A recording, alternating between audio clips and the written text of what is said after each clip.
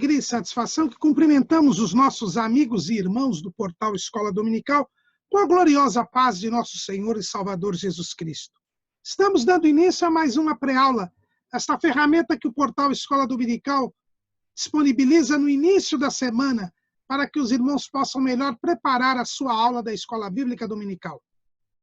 Leiam a revista das lições bíblicas, assistam a esta pré-aula, leiam o texto de apoio que dá base a esta pré-aula, porque a nossa proposta aqui não é repetir a revista, mas trazer subsídios complementares aos amados irmãos, porque os irmãos já têm a revista, têm um livro de apoio, tem a videoaula do comentarista do trimestre, enfim, nós estamos aqui para darmos subsídios complementares aos amados irmãos. Também, para que os irmãos não se percam, esta pré-aula ela tem como base os slides do nosso texto de apoio que nós publicamos no site do portal Escola Dominical, juntamente com mais 4 ou 5 textos que são disponibilizados aos irmãos sobre esta lição. O portal Escola Dominical ele tem videoaulas e textos de apoio de todas as faixas etárias do currículo da CPAD, da Escola Dominical, e também de outros currículos da Escola Dominical. Durante a semana, o irmão pode postar a sua pergunta, a sua dúvida na sala dos professores do site do portal Escola Dominical. E também ouvir as leituras diárias, breves comentários em áudio dos textos sugeridos nas lições bíblicas, que nós postamos tanto aqui no canal do YouTube, como também no site do portal Escola Dominical. E no domingo à noite, aliás, no sábado à noite, às 19 horas, horário de Brasília, o irmão é convidado a assistir à transmissão ao vivo do estudo preparatório dos professores e amigos da Escola Bíblica Dominical, da Igreja Evangélica Assembleia de Deus, Ministério do Belém, na sede aqui em São Paulo. Se o irmão estiver aqui em São Paulo, nas redondezas, o irmão é convidado a participar desta reunião, que é aberta a todos os que amam o estudo da Palavra de Deus. Ela se realiza no Templo Velho, na rua Conselheiro Cotegipe 273, no bairro do Belenzinho. Mas tudo isso é a preparação da Escola Bíblica Dominical. Ela somente se realiza quando o povo do Senhor vai à casa do Senhor, no dia do Senhor, para estudar a palavra do Senhor. Neste primeiro trimestre de 2021, nós estamos estudando o tema O Verdadeiro Pentecostalismo, a atualidade da doutrina bíblica sobre a atuação do Espírito Santo. E encerrando este terceiro bloco do trimestre, em que nós estamos vendo o Espírito Santo e a vida cristã, vamos estudar hoje o tema da lição 10. O Senhor Jesus cura hoje. O Senhor Jesus cura hoje. E aí nós nos lembramos da frase que era pregada pelos missionários pioneiros das Assembleias de Deus e que se encontra como um subtítulo da nossa declaração de fé. A nossa declaração de fé, quando você abre a declaração de fé na página 5, você vai encontrar Convenção Geral das Assembleias de Deus do Brasil, Casa Publicadora das Assembleias de Deus, declaração de fé. Jesus salva, cura, batiza no Espírito Santo e breve voltará. Esta era a frase que pregavam os missionários pioneiros. Jesus salva, cura, batiza no Espírito Santo e breve voltará. Esta colocação aqui, como um subtítulo da declaração de fé, foi uma proposta do pastor Ezequias Soares da Silva, que é o nosso comentarista desse trimestre, pastor presidente das Assembleias de Deus em Jundiaí, no estado de São Paulo, e presidente da comissão que elaborou a declaração de fé, como uma proposta feita para que nós retirássemos, eu mesmo, aqui o irmão que vos fala, que lhes fala, que retirasse a proposta que nós tínhamos de incluir um item no cremos da declaração de fé das Assembleias de Deus sobre a cura divina. Justamente como o evangelho completo, o chamado evangelho quadrangular. Ele tem 4 pontos.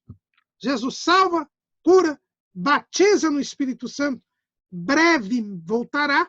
Nós entendíamos que um item do cremos da declaração de fé tinha de falar sobre a cura divina, como é na declaração de fé das Assembleias de Deus dos Estados Unidos. O item 12 do credo das Assembleias de Deus dos Estados Unidos da América é sobre cura divina. Ele diz assim: cremos, cura divina. A libertação da doença é providenciada pela expiação e é privilégio de todos os crentes. E aí está baseada esta afirmação, este item, em Isaías 53, versículos 4 e 5. Verdadeiramente ele tomou sobre si as nossas enfermidades e as nossas dores levou sobre si, e nós o reputamos por aflito, ferido de Deus e oprimido. Mas ele foi ferido pelas nossas transgressões e moído pelas nossas iniquidades. O castigo que nos traz a paz estava sobre ele, e pelas suas pisaduras fomos sarados. E também em Mateus, capítulo 8, versículo 16 e 17. E chegada a tarde, trouxeram-lhe muitos endemoniados, e ele, com a sua palavra, expulsou deles os espíritos e curou todos os que estavam enfermos, para que se cumprisse o que fora dito pelo profeta Isaías, que diz: ele tomou sobre si as nossas enfermidades e levou as nossas doenças. Então, nós vemos aqui que no cremos da declaração de fé das Assembleias de Deus dos Estados Unidos, nós temos o item 12, que é sobre a cura divina. Ou seja, Jesus veio curar também o corpo, né? Ele liberta da doença como resultado da expiação, e a cura divina é um privilégio de todos os crentes. Então, essa é a disposição que existe nas Assembleias de Deus norte-americanas, e por isso nós defendíamos que no credo, nosso credo, nós tivéssemos também um item que falasse sobre a cura divina. Mas eu retirei essa proposta, tendo em vista o pedido do pastor Ezequias Soares da Silva, e foi colocado, então, como um subtítulo: Jesus salva, cura, batiza no Espírito Santo e brevemente voltará. Então, aqui é essa a disposição, e isso já revela que nós temos uma importância muito grande com relação à cura divina. A cura divina é mais uma manifestação sobrenatural que está à disposição da igreja para que nós venhamos a pregar o evangelho, um evangelho completo. Naquela oportunidade, a nossa proposta era de incluir um item que era seria o item 10A, que teria a seguinte redação: cremos na cura divina, que é providenciada como resultado da expiação, feita com o objetivo da glorificação do nome de Deus, seja como sinal que segue aos que creem, seja como resultado da oração da fé dos justos, inclusive mediante a unção com azeite pelos presbíteros, evangelistas e pastores aos crentes enfermos, seja como manifestação dos dons de curar. E aí nós colocávamos vários dispositivos, vários textos bíblicos, que nós vamos falar deles ao longo da nossa exposição. Então, em primeiro lugar, o título diz: Jesus ainda cura hoje. A cura divina é uma realidade para os nossos dias. Assim como Jesus curou os enfermos no seu ministério público, para mostrar que ele era o Messias, assim ele continua curando desde que a igreja começou a sua obra aqui na terra. Veja que em Marcos, capítulo 16, versículo 17, está escrito: e estes sinais seguirão aos que creem. Em meu nome expulsarão demônios, falarão novas línguas, pegarão nas serpentes, e se beberem alguma coisa mortífera, não lhes fará dano algum. E imporão as mãos sobre os enfermos e os curarão. Ora, o Senhor, depois de lhes ter falado, foi recebido no céu e assentou-se à direita de Deus. E eles, tendo partido, pregaram por todas as partes, cooperando com eles o Senhor e confirmando a palavra com os sinais que se seguiram. Amém. Então, aqui no final do Evangelho segundo Marcos, não há dúvida alguma que uma prova de que Jesus está presente, de que Jesus é o Salvador, é que os seus discípulos imporiam as mãos sobre os enfermos e os curariam. Os cessacionistas, que são aqueles que dizem que depois que se completou a redação da Bíblia, com o livro do Apocalipse, pararam os sinais e as manifestações sobrenaturais do Espírito Santo, eles costumam objetar este versículo, esses versículos que nós lemos, com o fato de que os manuscritos mais antigos conhecidos da Bíblia Sagrada, do Evangelho de Marcos, não têm esta parte final dos versículos 9 em diante. Eles dizem, portanto, que este texto de Marcos, a partir do versículo 9, é um texto duvidoso, porque não está nos manuscritos mais antigos. Seria um acréscimo. E por isso, eu não posso me basear neste texto para dizer que a cura é um sinal que segue ao que crê. Tudo bem. Vamos dizer que este texto não existe na Bíblia. Não é o que eu entendo. Mas, para não brigar com eles, vamos então a Atos dos Apóstolos. Atos dos Apóstolos, capítulo 3.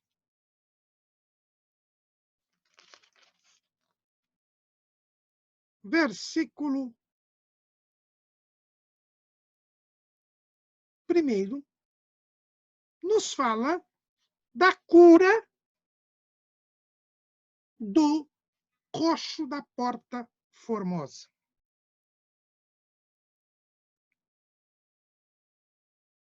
Não vamos ler o texto aqui por causa do tempo, mas o que diz Pedro quando prega depois que este milagre acontece, depois que aquele coxo foi curado? Ele diz assim, versículo 12. E quando Pedro viu isto, disse ao povo: varões israelitas, por que vos maravilhais disto? Ou por que olhais tanto para nós, como se por nossa própria virtude ou santidade fizéssemos andar este homem? O Deus de Abraão e de Isaque e de Jacó, o Deus de nossos pais, glorificou a seu filho Jesus, a quem vós entregastes e perante a face de Pilatos negastes, tendo ele determinado que fosse solto. Mas vós negastes o santo e o justo e pedistes que se vos desse um homem homicida.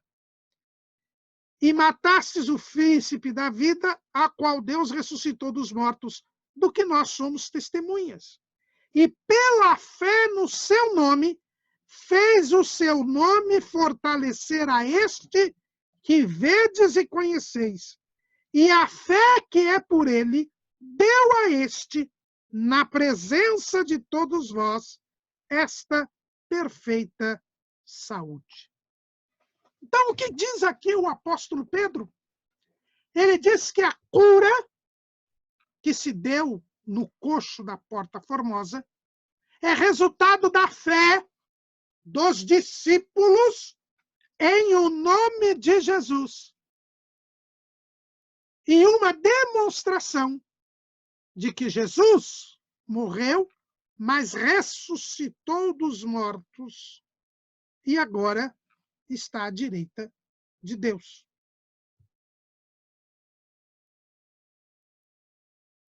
Aquela cura foi pela fé em Jesus. E uma demonstração que Jesus ressuscitou dos mortos, que ele é o Cristo, que ele é o Salvador do mundo. Agora eu me pergunto, depois que João escreveu o Apocalipse, se eu crer em Jesus, porque Jesus ressuscitou dos mortos, venceu a morte e salva o pecador, ele não vai curar mais? Só porque João completou o Apocalipse? Porque terminou a inspiração das Escrituras? Ou a cura é resultado da vitória de Jesus sobre o pecado, sobre a morte? Ora, se a cura é resultado da vitória de Jesus sobre o pecado e sobre a morte, se é uma comprovação de que ele é o Messias, curas irão continuar a acontecer se tivermos fé em Jesus, confirmando a palavra de que Jesus é o Salvador. É por isso que os missionários pioneiros pregavam: Jesus salva! Cura! Porque a cura prova que ele salva. A cura demonstra que ele salva. Batiza no Espírito Santo para permitir que nós preguemos com eficácia esta salvação e esta cura. E breve voltará, porque isto durará até o momento em que Jesus buscar a igreja. Está aqui em Atos, em todos os manuscritos antigos. Mas, num texto só, não se pode provar nada. Então, vamos lá em Atos, capítulo 5, versículo 12. E muitos sinais e prodígios eram feitos entre o povo pelas mãos dos apóstolos. E estavam todos unanimemente no alpendre de Salomão. Quanto aos outros, ninguém ousava ajuntar-se com eles, mas o povo tinha-os em grande estima. E a multidão dos que criam no Senhor, tanto homens como mulheres, crescia cada vez mais, de sorte que transportavam os enfermos para as ruas e os punham em leitos e em camilhas, para que ao menos a sombra de Pedro, quando este passasse, cobrisse alguns deles. E até das cidades circunvizinhas concorria muita gente a Jerusalém, conduzindo enfermos e atormentados de espíritos imundos, os quais todos eram curados. Aqui também, a igreja ia crescendo e as curas iam ocorrendo para comprovar e confirmar que Jesus era o Salvador.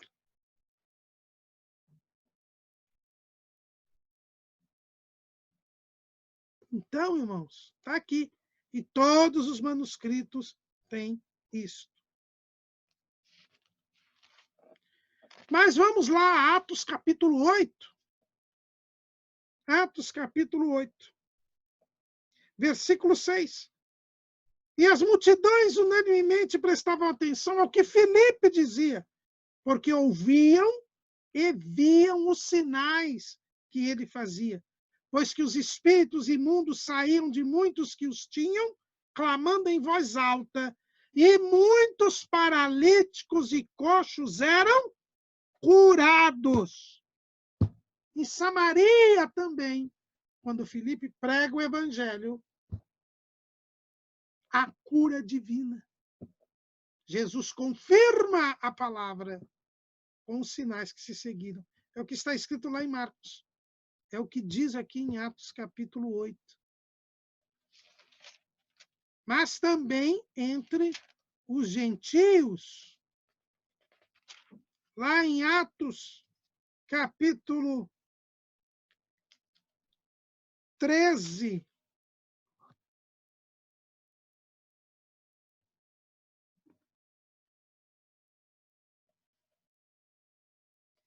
Nós vemos o seguinte. Aliás, capítulo 13 não. Vamos lá no capítulo 14. No capítulo 14.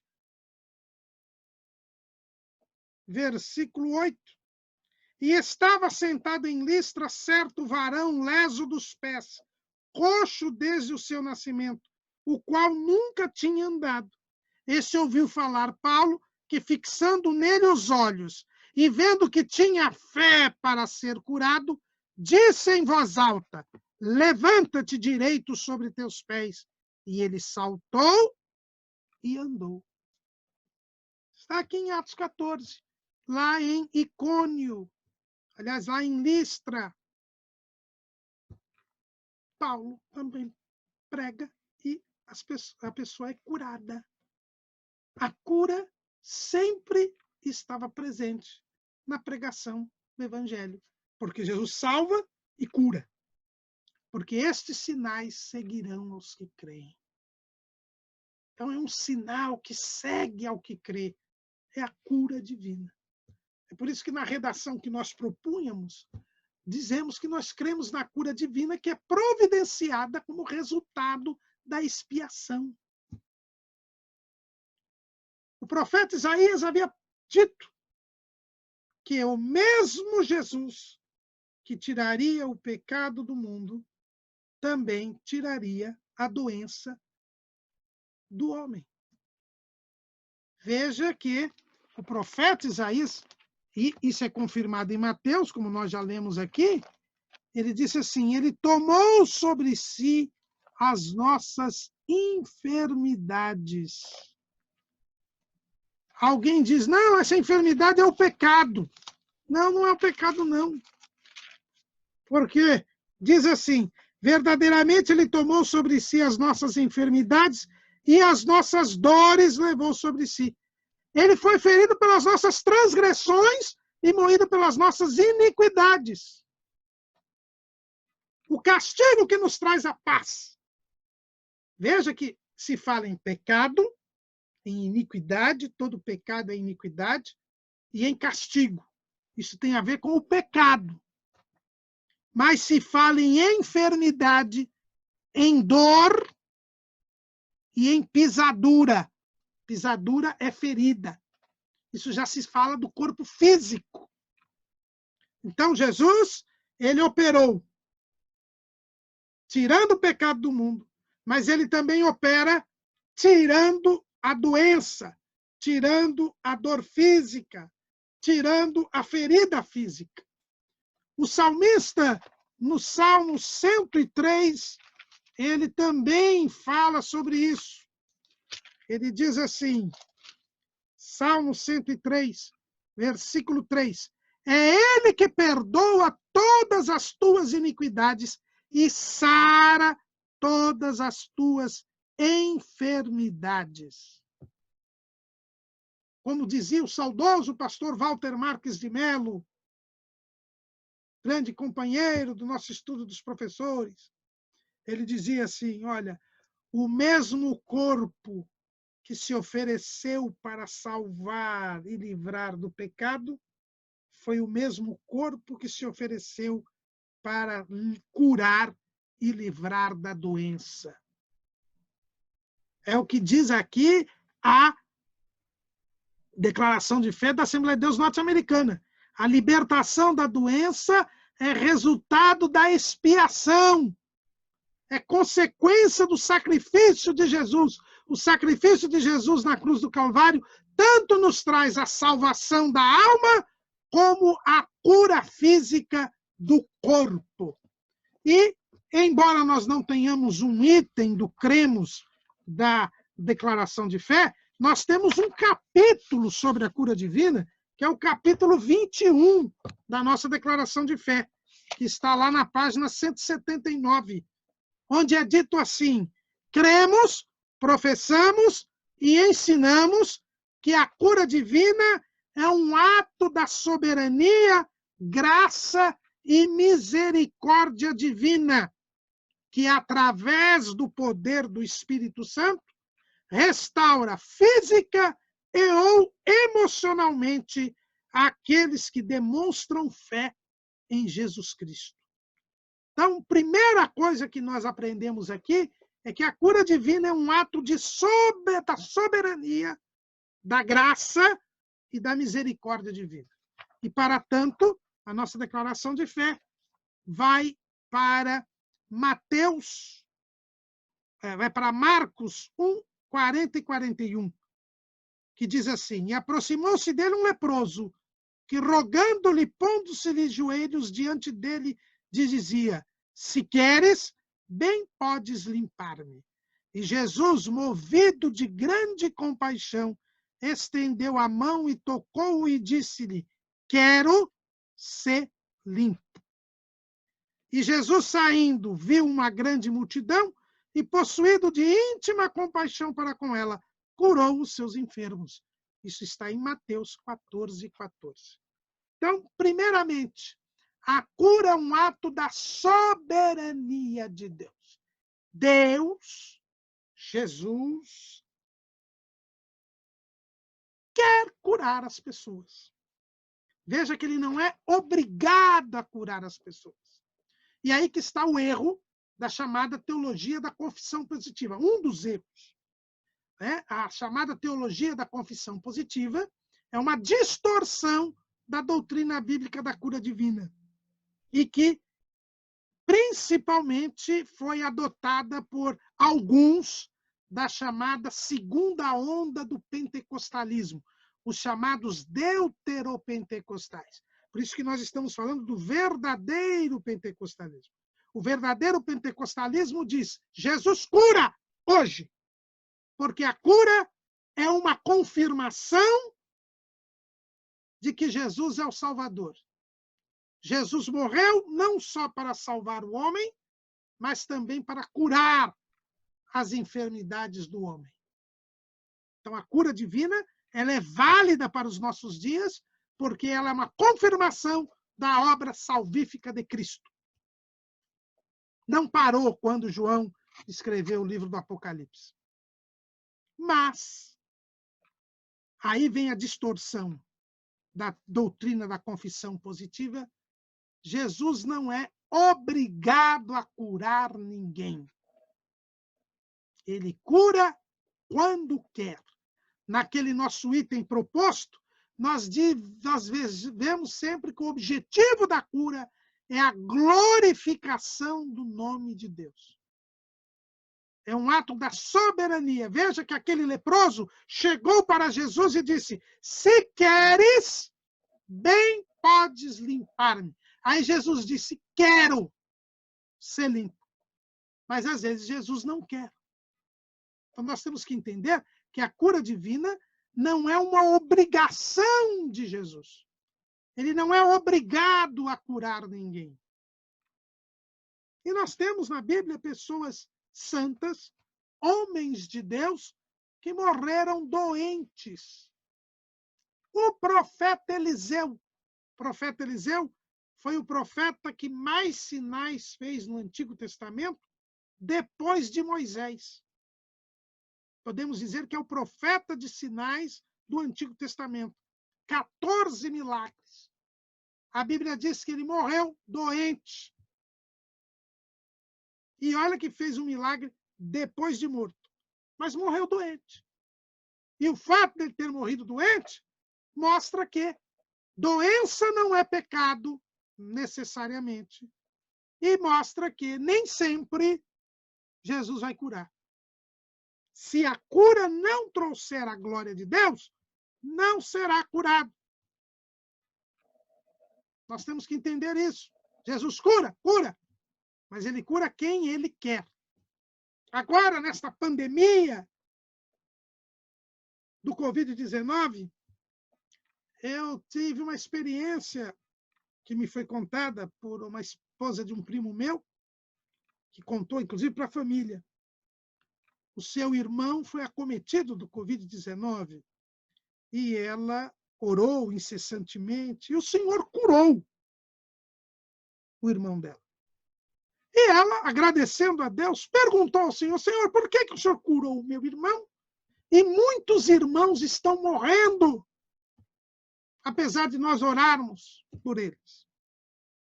E o Espírito Santo falou a ela claramente, e ela mostrou para nós.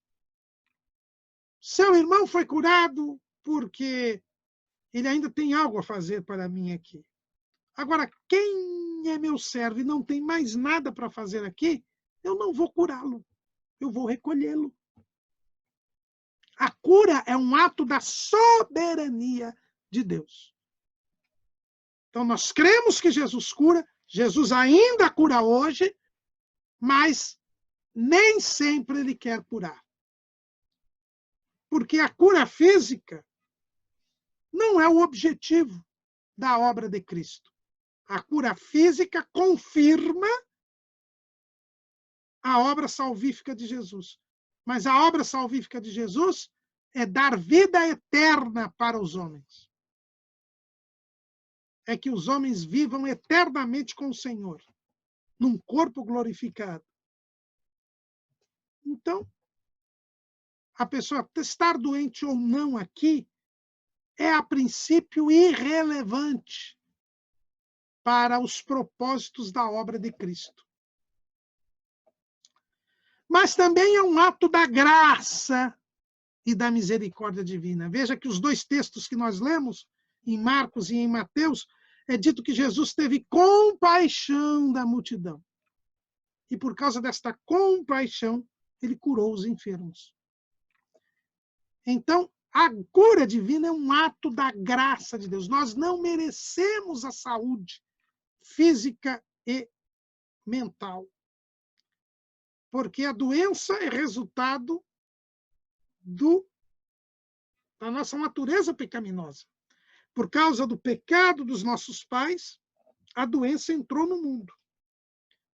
E a doença, às vezes, nos leva à morte. E a morte física está determinada por causa do pecado. O homem não era para ficar doente, mas por causa do pecado ele fica. Não porque ele peca, por causa da natureza pecaminosa. Assim como todos morrem por causa do pecado dos nossos pais, também as pessoas ficam doentes por causa do pecado dos nossos pais, que fez com que nós tenhamos uma natureza pecaminosa. Como nós dissemos na lição passada, o homem exterior se corrompe. E uma das formas de corrupção é a doença. A natureza já não nos é propícia. A natureza tem vírus, bactérias, protozoários e outros agentes patogênicos, ou seja, agentes que geram doença. Porque, com o pecado, a natureza deixou de ser parceira do homem, para ser competidora do homem e, às vezes, para ser um obstáculo ao homem. Por causa desta natureza pecaminosa, da maldição da terra, por causa do pecado, nós tivemos o que nós dizemos aqui, que é a doença. Mas Jesus pode, sim, pela sua graça e misericórdia, curar da enfermidade.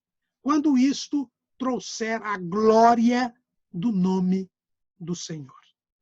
Porque este é o objetivo. Por que aquele coxo da Porta Formosa foi curado? Porque isso glorificou o nome do Senhor. Por que aquele leproso foi curado? porque isto glorificou o nome do Senhor.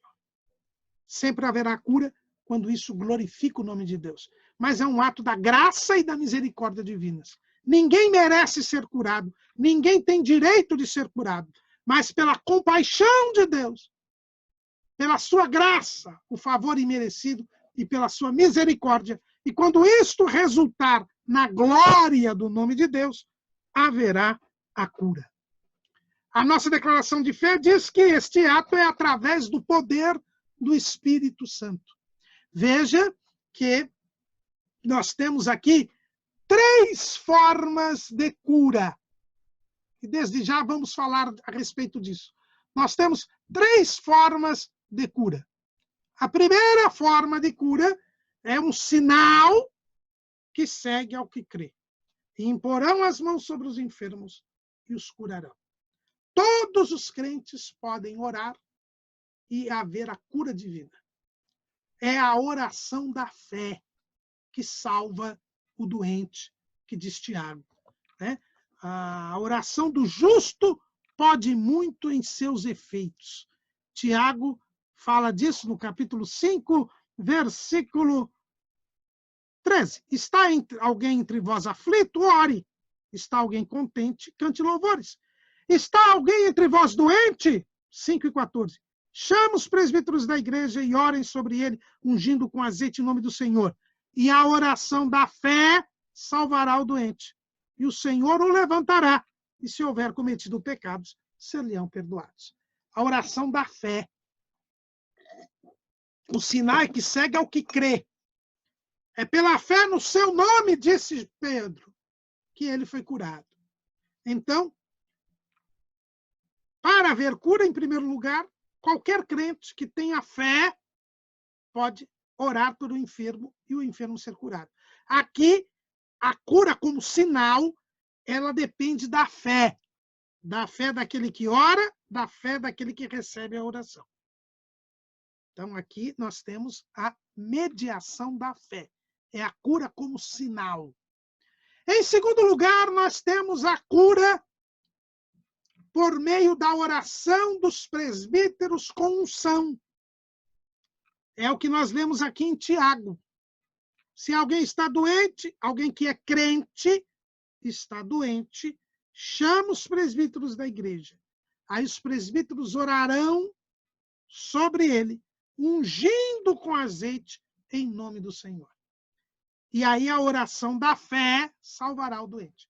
Então veja bem, o doente tem fé, ele chama o presbítero, e quando a gente fala presbítero, são os ministros, né? Na nomenclatura dessas Assembleias de Deus, é presbítero, evangelista e pastor. Eles vêm, aqueles que são dedicados ao ministério da palavra, separados para tanto.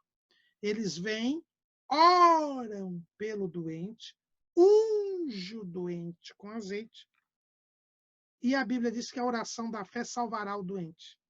Se, inclusive, houver pecados envolvidos, eles são perdoados e o Senhor cura a enfermidade. Aqui nós temos uma oração eclesiástica, podemos dizer assim. É a cura. Veja bem que não é o azeite quem cura, é a oração da fé que salva o doente. O azeite, ele é utilizado como uma demonstração de que é o Espírito Santo. Veja que aquele que crê, ele tem fé. A fé vem pelo ouvir a palavra de Deus, pelo convencimento do Espírito Santo.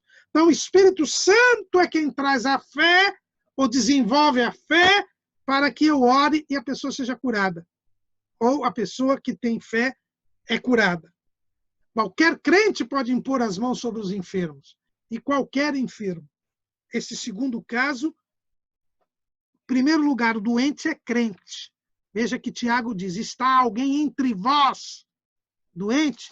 Tiago está escrevendo aos irmãos, às 12 tribos que andam dispersas, ao povo de Deus. Então, só o crente doente é que pode ser ungido com azeite.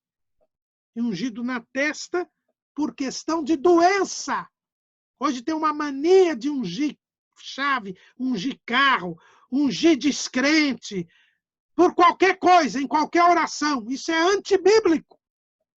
A unção é apenas para os crentes doentes e se unge na testa, seja lá onde for a doença. Também não é ungir onde está doente.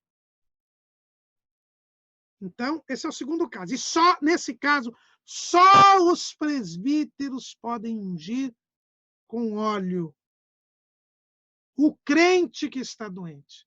E, neste caso, se o doente pede a presença da unção do presbítero, ele pode confessar o seu pecado e será ungido, e ele será perdoado o seu pecado, será curado e perdoado o seu pecado. Mas existe uma terceira forma da cura se manifestar, através dos dons de curar, que nós já falamos aqui sobre os dons espirituais numa aula passada. Aí aqui não há que se falar em fé. Veja que a pessoa tem os dons de curar, ela recebe do Espírito Santo este dom, e ela ora pelas pessoas, e independentemente de haver fé ou não na pessoa que recebe a oração, ela é curada para a glória de Deus. Por quê? Porque o Espírito Santo mandou aquela pessoa orar. Não é que toda vez que ela orar vai ser curado. Ah, eu tenho um dom de curar, então toda vez que eu orar vai ser curado. Não. Se você tem um dom de curar, você só ora quando o Espírito Santo mandar. E quando o Espírito Santo mandar, pode orar. Ainda que a pessoa não creia, ela será curada. Foi o que aconteceu com o coxo da Porta Formosa. Ele esperava receber uma esmola. E Pedro disse, olhe para mim. Não tenho prata nem ouro, mas o que eu tenho, isso eu te dou. Em nome de Jesus Cristo Nazareno, levanta-te e anda. E ele andou.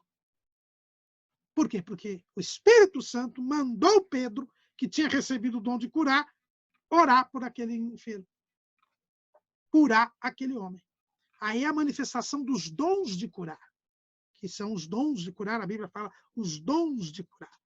Então, aquela pessoa que tem os dons de curar, quando o Espírito Santo a mandar orar ou dar uma palavra de ordem de cura, ela deve fazê-lo, porque isso será para a glória de Deus.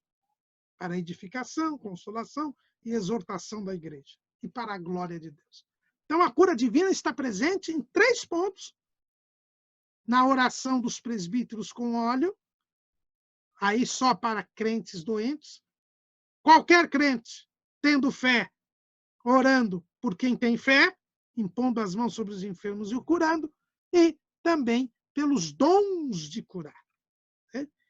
E aí, pelo poder do Espírito Santo, há a restauração física e emocional àqueles que demonstram fé em Jesus Cristo.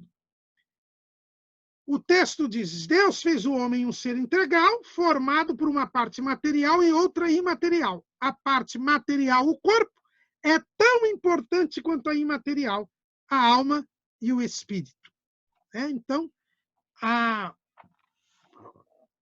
e o texto ainda diz aqui, faz parte da natureza divina curar os enfermos. E Deus assim o faz para demonstrar o seu poder e amor pelos afligidos. Então, este é o propósito da cura divina. A cura divina, ela existe, é algo para os nossos dias e é uma confirmação da obra salvífica de Jesus. Mas, infelizmente, hoje em dia, muitas pessoas não creem mais que Jesus cure. Preferem ir aos médicos. Ir aos médicos é pecado, irmão Caramuru? Não. Ir aos médicos não é pecado. A nossa declaração de fé, ela explica muito bem isto. Na página 182, no item 4 do capítulo 21, está escrito: a oração pelos enfermos não entra em conflito com o tratamento médico. O rei Ezequias foi curado de uma úlcera após ter uma pasta de figos posta sobre a sua enfermidade. E disseram a Isaías: tomem uma pasta de figos e a ponham como emplasto sobre a chaga e sarará. Isaías 38, 21. O Senhor Jesus reconheceu o valor dos médicos. Jesus, porém, ouvindo, disse-lhes: não necessitam de médicos sãos, mas sim os doentes. Mateus 9, 12. Paulo, o apóstolo, aconselhou Timóteo a beber vinho com fins terapêuticos e tinha entre seus colaboradores um médico. Saúda-vos, Lucas, o médico amado. Colossenses 4 e 14. Então, ir ao médico não é pecado. Agora, nós temos que entender bem que Jesus cura. E nós precisamos, quando estivermos doentes, descobrir a origem desta enfermidade. Nós estamos doentes por causa de pecado, por causa de mau procedimento ou por causa de uma anomalia. Eu preciso saber a origem do pecado, a origem da doença. Nem toda doença é pecado. Como nós dissemos, o homem fica doente porque tem a natureza pecaminosa. Mas nem sempre você está doente porque pecou. Lembram de Jó? Os amigos de Jó diziam que ele estava doente porque ele tinha pecado. E a doença que ele tinha sido colocada por Satanás com permissão de Deus. Então a doença pode ser pecado, pode ser uma perturbação maligna, uma ação maligna, e pode ser um problema de saúde decorrente da nossa fragilidade corporal, fragilidade física. Então eu tenho que saber quais são os motivos, qual é o motivo da doença. Porque dependendo da origem da doença, o tratamento é diferente. Se a minha doença for pecado, eu pequei e o Senhor me castiga com a doença. O que é possível? É possível? Sim, é possível. Jesus disse para aquele paralítico que ele curou no tanque de Betesda: olha, cuidado, não peque mais para que algo pior não lhe suceda. Dando a entender que ele estava doente há 42 anos, há 48 anos, por causa de um pecado. Então nós temos que ter cuidado. O rei Asa maltratou um profeta que lhe trouxe uma mensagem de Deus que ele não gostou. A Bíblia diz que ele ficou doente dos pés e procurou o auxílio dos médicos e não ao Senhor e morreu daquela enfermidade. Por quê? Porque aquela doença foi por causa do pecado. Foi castigo de Deus porque ele maltratou o profeta, porque ele resistiu à voz do Espírito Santo. Quando a doença for motivada por pecado, ela só é curada quando a pessoa se arrepende do pecado. É esta hipótese que Tiago fala. Se tiver cometido pecados, quando ele chama o presbítero da igreja, e o presbítero unge e ora por ele, ele confessando o pecado, ele é perdoado e é curado. Então, quando o problema da doença é pecado, não adianta procurar um médico. Precisa se consertar com Deus. E Jesus cura. Quando o problema da doença é uma ação maligna, aí é preciso haver a expulsão do demônio. Aí é preciso haver também a intervenção divina. Lembram que aquela mulher encurvada que Jesus curou num dia de sábado na sinagoga, o próprio Jesus disse que Satanás a havia aprisionado por 18 anos. Jesus expulsou o demônio daquela mulher e por isso ela foi curada. Há doenças que são motivadas por demônios, por espíritos malignos. E aí, só a expulsão do demônio, só a libertação da pessoa fará com que ela seja curada. E há os casos em que a doença é resultado de uma ação biológica. Por exemplo, de uma falta de cuidado da pessoa. Por exemplo, eu sou sedentário, não me alimento bem, tenho problema de hipertensão, problema de obesidade, e isso me traz problemas de saúde. Eu preciso tratá-los com médicos, preciso fazer exercício físico, que até não faço, preciso dormir bem, preciso tomar remédio. Isso aí é resultado de anomalias. Há pessoas que têm doenças de nascença, doenças hereditárias. Essas doenças, elas podem ser curadas por Deus, sim, mas elas podem ser tratadas por médico. Tem que ser tratadas por médico.